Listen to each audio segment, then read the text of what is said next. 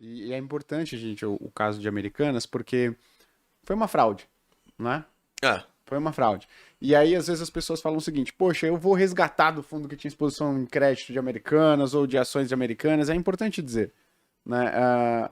Um analista que passa por um fator desse, né? Que, poxa, é algo que não estava no balanço, como é que ele analisaria isso, é. né? Tem formas de identificar, às vezes, fraudes que não estão no balanço. Tem formas que não estão. Uhum, Às vezes não dá.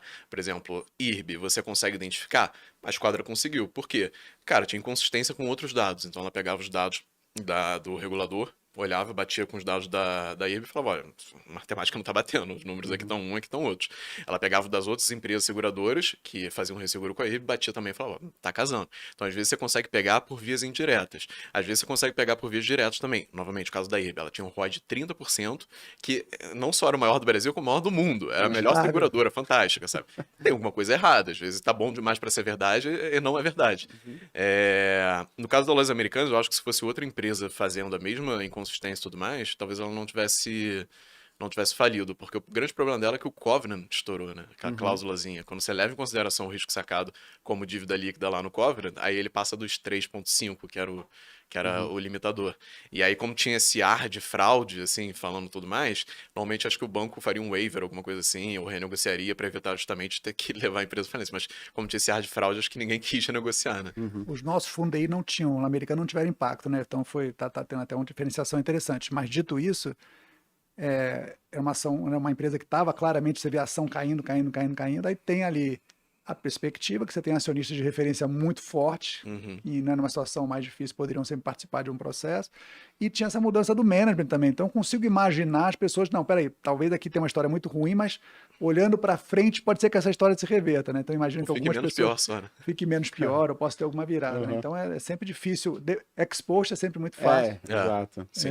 mas claramente um caso daqueles, né? E a magnitude, né? A gente está Sim. acostumado a ver em eventos de crédito como esse, você tem uma marcação relevante, mas para chegar no nível que chegou é porque realmente Sim. O último é caso que eu muito me lembro, grande. assim, pelo menos no mercado de renda fixa, era o de rodovias do Tietê, né, que afetou de maneira tão significativa, assim, a pessoa física, falando aqui da pessoa física, né? Mas foi um caso de que, poxa, a empresa já vinha de alguns anos consecutivos de situação complicada. Inclusive, acho que a gente estava, né, a gente tava lá na Sul América, a gente passou meio que por esse período aí, né? A situação estava num período, a empresa passou por vários anos complicados. Esse foi completamente diferente, né? Completamente diferente. Eu ia te fazer uma pergunta rapidinho só, Claro.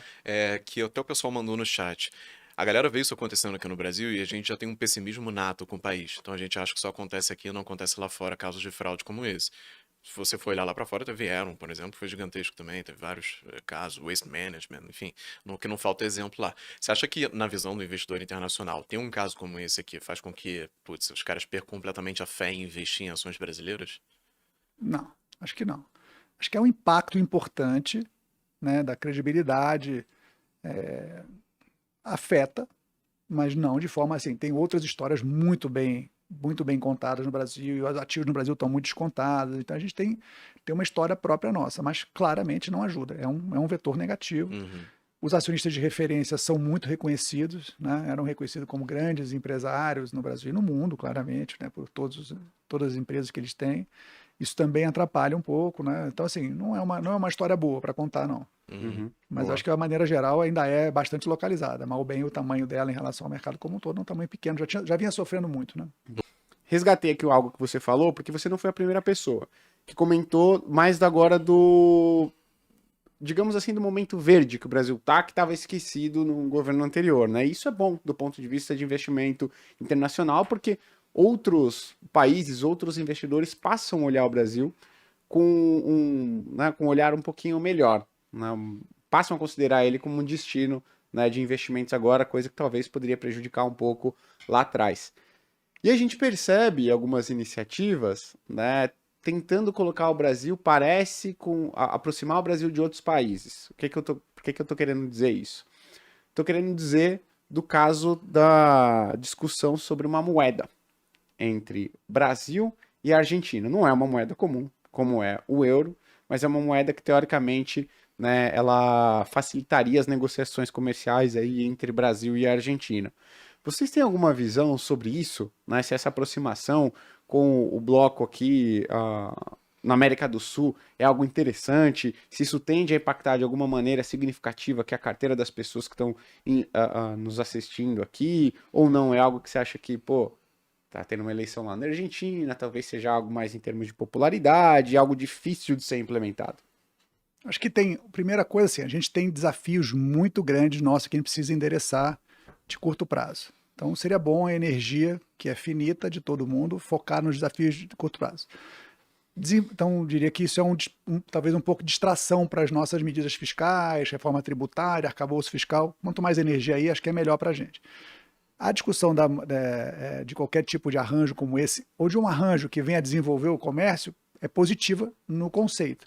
Mas acho que 2 países que hoje estão vivendo um ambiente de um certo desequilíbrio econômico, uma falta de harmonia, se quiser colocar assim, a inflação na Argentina está muito elevada, tem essas questões todas ainda, um ambiente político muito acalorado.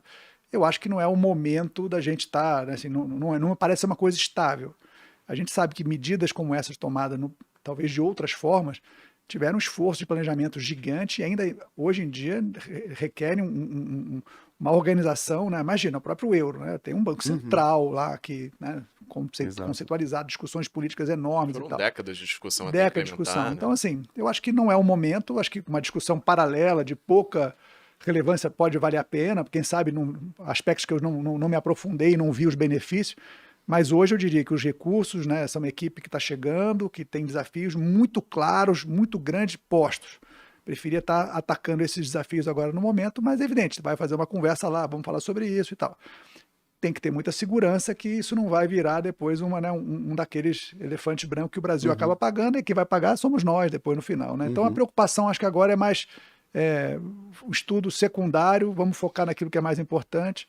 Não acho que é uma medida que, vamos dizer assim, os agentes ou o mercado vão achar que é uma boa medida que vai ajudar a desenvolver o Brasil. Perfeito. Eu acho que vale até lembrar também, Felipe, que o euro e a União Europeia como um todo não foi só uma questão econômica, foi uma questão a gente tem, o livro fala muito bem sobre isso, tem uma planície enorme na Europa que fazia com que houvesse muitos conflitos ali. E o euro e a União Europeia foi uma forma de você unificar e garantir uma paz duradoura no continente europeu. Porque passaram 2 guerras mundiais seguidas que travaram lá, foram travadas lá. Então tinha esse viés também. Pela minha perspectiva, o que o pessoal está querendo fazer aqui é quase como uma clearing, né? É uma moeda para executar as transações e a Argentina não ficar dependente do dólar.